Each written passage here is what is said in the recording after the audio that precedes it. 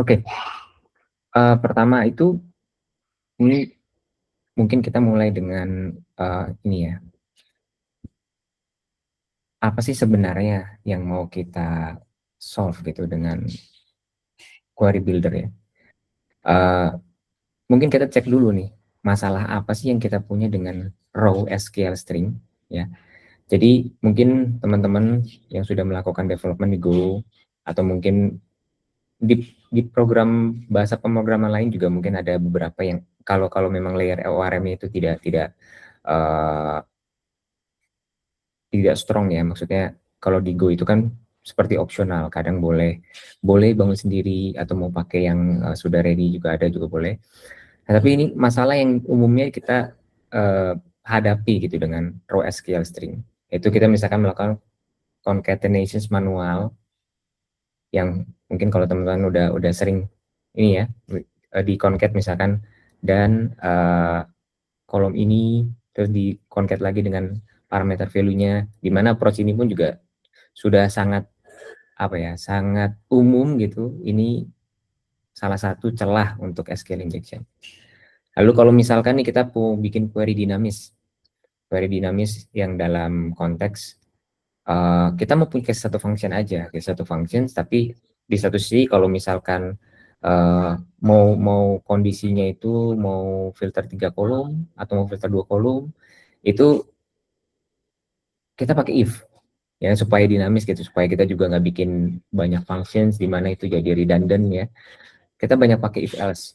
Tapi trade off-nya juga mungkin waktu di review, waktu di maintain itu painful gitu ya, karena if else-nya banyak banget susah dibaca. Dan problem ketiga juga masalah type safety ya, karena type safety sendiri itu kan sesuatu yang dicek biasanya pada saat compile time ya. Uh, Kalau misalkan kita pakai raw SQL string ya tentu saja compilation saya tidak di tag di Go-nya sendiri, tapi pada saat nanti dia waktu runtime, waktu query-nya di execute di database-nya, dia baru throw error gitu.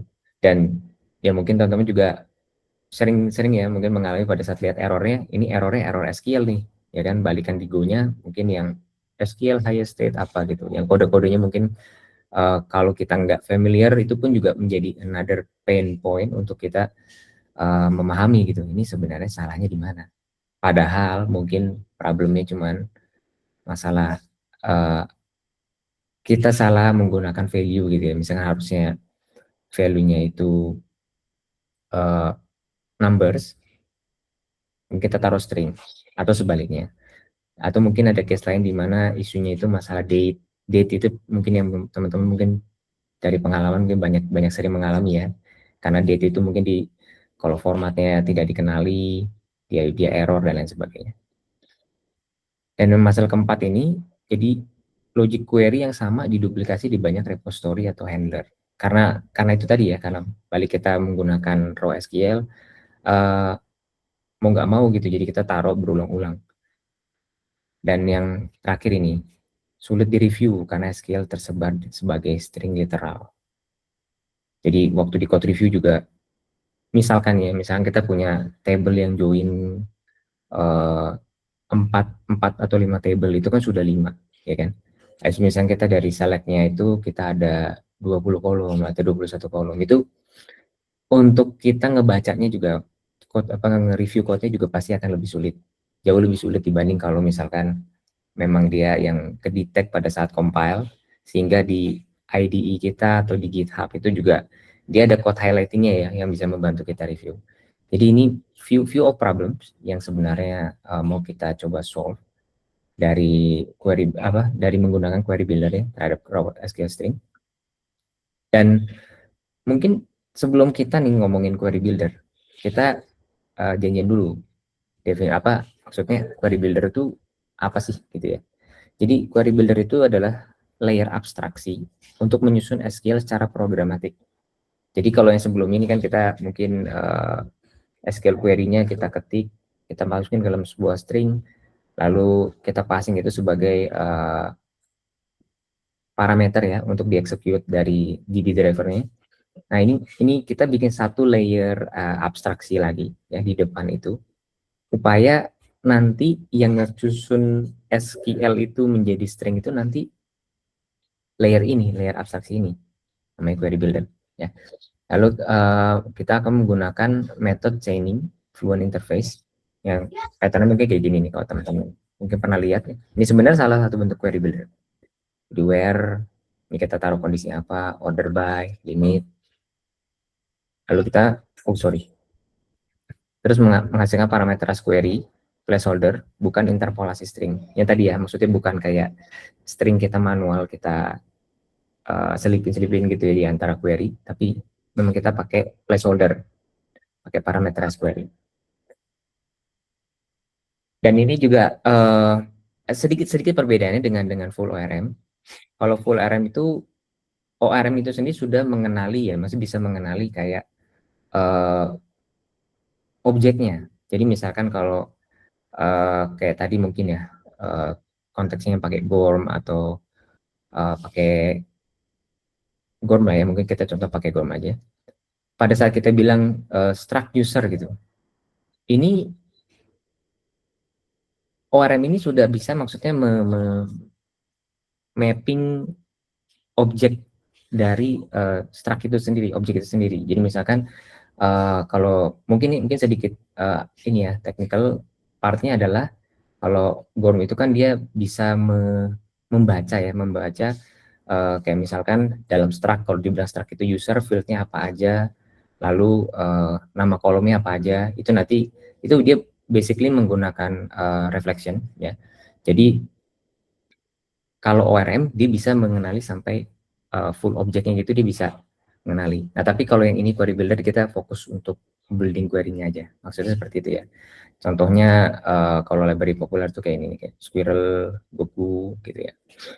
Tapi kalau misalkan ada ibaratnya kita kebutuhan spesifik yang perlu kita solve, kadang mungkin pilihan custom itu juga lebih bisa digunakan ya. Nah ini sedikit sedikit kayak perbandingan, kayak kenapa custom gitu bukan library existing. Kalau Squirrel Goku nih skill builder ringan, banyak dipakai. Jadi dia kurang fleksibel untuk custom typecasting dan aturan spesifik domain. Kalau ini GORM, full ORM, fitur lengkap. Dan ini nih, kenapa mungkin dalam case ini ya, kita nggak bilang ini nggak dipakai. GORM banyak dipakai. Yang override dan magic behavior yang sulit didebak pada skala besar. Ya mungkin tadi ya, karena dia jalannya pakai reflection dan dia punya handling error yang sudah built-in. Terkadang itu terkesan seperti magic, maksudnya begitu ya. Maksudnya magic di sini poinnya seperti itu. Kalau SQLC ini dia kelebihannya dia nge-generate kode type safe. Jadi approach-nya kita bikin SQL dulu. Habis itu SQLC ini bakal nge-generate code-nya. Kurang lebih begitu ya. Tapi kalau misalkan dia query-nya sangat dinamis, misalkan mungkin uh, kayak banyak mengexpect apa ya, kayak parameter yang beda-beda untuk perbedaan kondisi, dia juga kurang cocok. Tapi kalau ini custom builder, ini kita punya full control. Kita bisa menyesuaikan di tipe data dan aturan domainnya kita maunya seperti apa. Tapi tentu saja kekurangannya itu adalah ini, maintenance dan testingnya itu fully kita yang kerjain. Jadi ini semua ada pro and contra-nya, nanti coba dipilih aja sesuai kebutuhan masing-masingnya. Nah, ini saya akan sebentar lagi akan coba kasih run through kayak contoh query builder ya yang sederhana aja dulu. Tapi prinsip desainnya seperti ini. Jadi ada case untuk composability, di mana kondisi query ini bisa digabung dari berbagai sumber, dynamic filter, type safety. Jadi dia meminimalkan string bebas. Jadi kita nggak, karena kalau pakai string bebas seperti yang tadi ya, kita nggak bisa mendetek isunya pada saat compile time. Lalu ini immutable per step. Tiap pemanggilan mengembalikan builder clone hindari shared state. Dan ini yang terakhir, separation of concern. Jadi builder hanya menghasilkan SQL string dan argumen, eksekusi terpisah di layer lain. Nah ini contohnya. Jadi kita punya struct condition, kita punya struct query builder, Ya, kalau di conditions itu intinya kita ada expression stringnya sendiri ya. Expression string maksudnya kayak nanti ya where kolom apa sama dengan apa seperti itu. Argumen itu ya nanti yang akan jadi value parameternya yang akan kita feed in ke situ ya. Query builder ini basically kita perlu table sama where conditionnya di sini. Jadi ya where ini array dari ini. Lalu kita bikin ini ya new query, di mana nanti new query ini dia akan mengembalikan objek string query builder. Dan query builder sendiri waktu dia memanggil where, kita bisa ini append conditionnya. Jadi untuk mengisi condition ini ya. Dan aduh sorry. Dan ini adalah functions untuk build-nya, di mana nanti condition where-nya tadi yang udah dikonstruk di awal itu akan dipisahkan menjadi ini nih, expressions array string sama ini ya. Dan nanti ini contohnya kita untuk select dulu ya. Jadi untuk case yang select kurang lebih nanti akan seperti ini, di mana dia akan ininya dari nama tabelnya. Lalu ini untuk mengkonstruk where-nya sesuai dengan expressions yang tadi. Oke. Nah, dan tadi itu kan ada satu poin juga kita mention mengenai type safe ya. Jadi supaya kita bisa uh, apa men-catch error itu di compile time instead of pada saat runtime ya. Jadi kita punya satu type lagi namanya column, di mana ini kita bisa pakai generic type di sini. Jadi contohnya misalkan begini. Uh, oh sorry, saya jelasin dulu yang ini ya. Jadi di sini saya buat dua method, di mana yang ini untuk kalau kita mau melakukan equal, mengecekkan equal ya, ini untuk operator equal, sama ini equal greater than. Basically implementasinya seperti ini. Nah, ini contoh untuk menggunakannya. Jadi kita buat kolomnya, contoh status kolom. Ini kita bikin kolom, tipenya string, namanya status. Nah, kalau amount kita bikin dia integer 64, namanya amount. Kalau misalkan di passing seperti ini, misalkan kita bilang status call equal 1 juta. Nah, ini bakal error. Jadi dia nggak nunggu nilainya ini di passing ke query-nya lalu di execute baru error, tapi pada saat compile time ini juga udah error. Jadi kita bisa mendetek errornya lebih cepat, kurang lebih seperti itu ya. Dan hal yang sama juga kalau misalkan kita mempassing string ke yang amount column, ini kita bisa dapat juga nih. Ya, kita bisa catch errornya sebelum dia di run. Nah, contoh penggunaannya adalah kurang lebih kayak yang tadi ya, kan new query itu dia passing table name, loans, lalu query itu sendiri dia query builder itu sendiri dia ada metodenya ya tadi where kita masukin dia conditions. Nah, conditions itu ya column equal active. Nah, jadi kayak gini ya, where amount greater than 1 juta. Dan waktu di build, nanti hasil yang kita expect sebenarnya query seperti ini. Select from loans, where status, tanda tanya, amount, tanda tanya. Ini yang maksudnya parameterize query ya. Dia pakai placeholder. Bukan di construct apa query construction-nya itu bukan kita pakai concatenation string yang status sama dengan terus dikoncat sama value-nya, bukan, karena itu again itu yang rawan SQL injection itu di bagian itu ya. Jadi terus ini let's say query seperti ini, lalu kita passing argumennya itu aktif sama 1 juta. Dan ini adalah waktu query-nya dijalankan. Nah, again mungkin di sini ya teman-teman yang kelihatan adalah di sini ada separation of concern juga, di mana query builder itu fokusnya hanya nge-build query. Again untuk execution saya kita pakai package tergantung package SQL yang mana yang kita gunakan ya untuk sorry driver DB yang mana yang kita gunakan untuk mengexecute query-nya. kurang lebih seperti itu. Jadi di contoh ini kita udah mengcover beberapa hal. Pertama, kita tidak lagi menggunakan raw string. Raw string itu di generate dari query builder kita.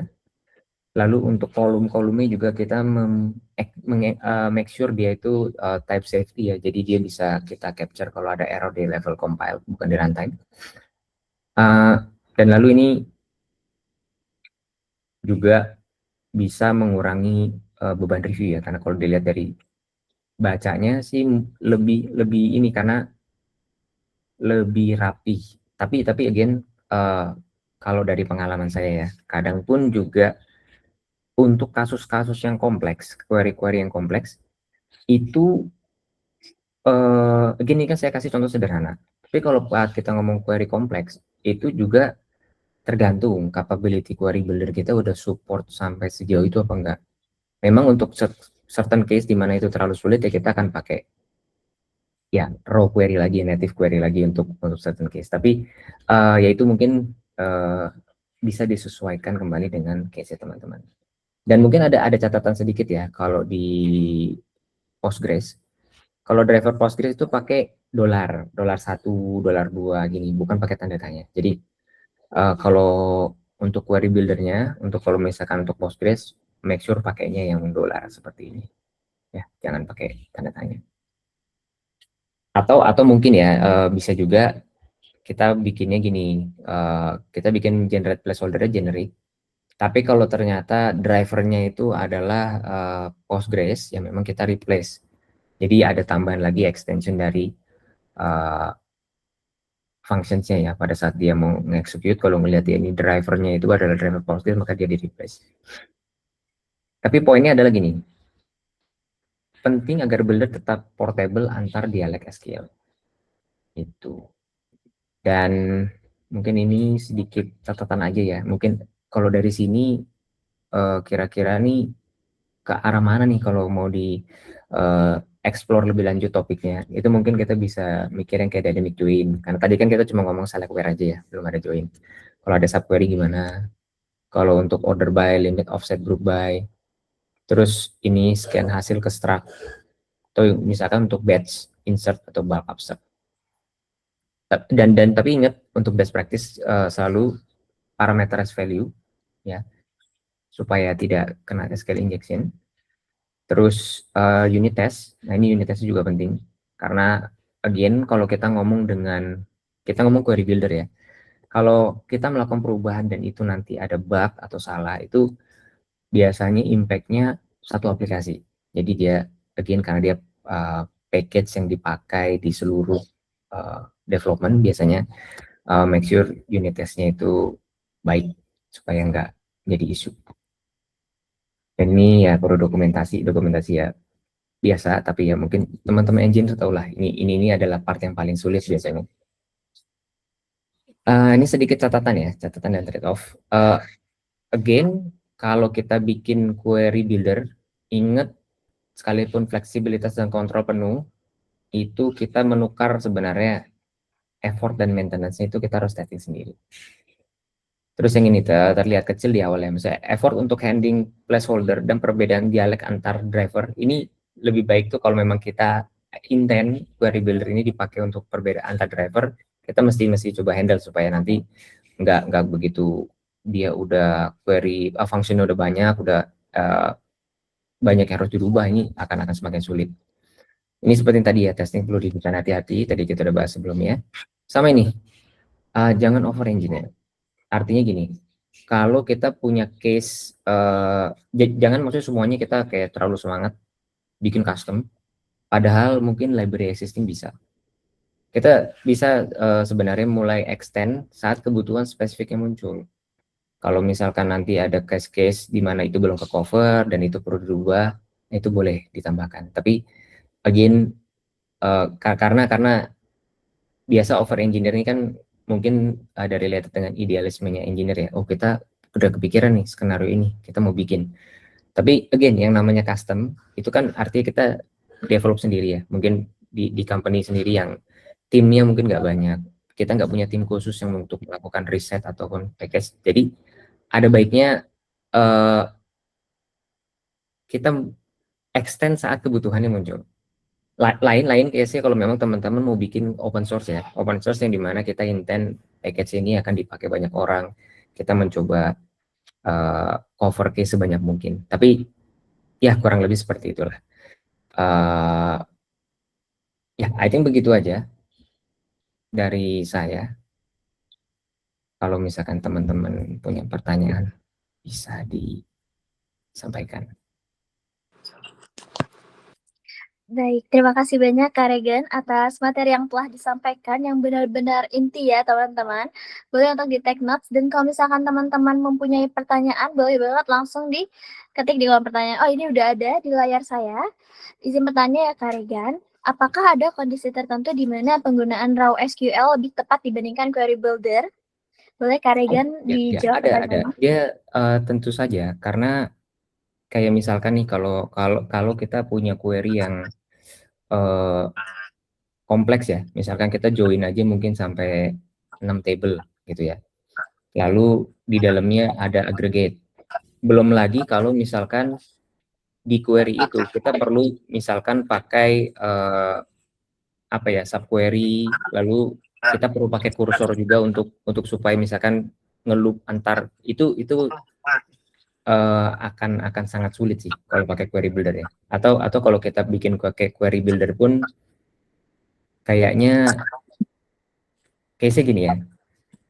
Query builder sendiri kan tujuannya adalah untuk case-case yang umum.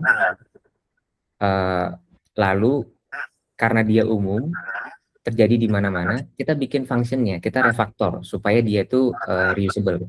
Tapi kalau misalnya case-nya udah sangat spesifik dan dia tuh kompleks banget, kemungkinan di reuse-nya tuh sangat kecil. Mendingan pakai raw SQL dulu aja. Jadi again kalau memang kita sudah punya kebutuhan spesifik, itu baru kita extend. Jadi mungkin satu sedikit lagi, saya punya ada satu statement saya ada baca di suatu tempat ya, lupa di mana.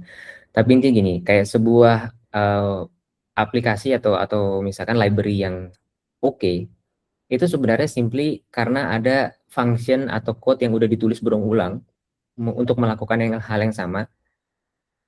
Lalu karena itu terjadi berulang kali, akhirnya itu di refactor jadi satu library gitu. Jadi berangkat dari kebutuhannya dulu. Memang kita udah tahu nih, ini tuh sesuatu yang diperlukan, sering dipakai. Kita refactor. Nah, itu. Jadi mungkin decision base-nya di sana. Kalau memang masih sekali-sekali ini kompleks banget, ya udah raw SQL juga nggak apa-apa. Kayak gitu ya.